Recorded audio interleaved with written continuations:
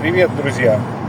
Хочу вас спросить, вы можете себе представить, что в каком-то постсоветском государстве человеку, который малообеспеченный обыватель, вот он обыватель, у которого практически нет средств к существованию, который после болезни, после операции, который требует ухода, приезжает государственный социальный работник, который помогает этому человеку немощному скупиться, порешать бытовые вопросы. То есть даже по мелочам какие-то мелочи решить. Я, например, себе такого не представляю.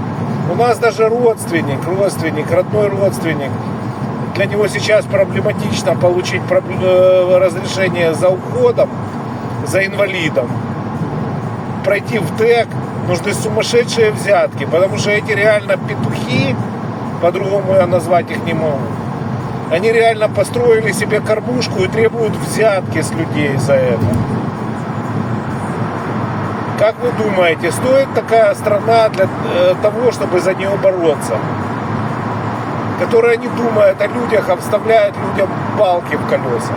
Подумайте хорошо над этим. Ваше мнение.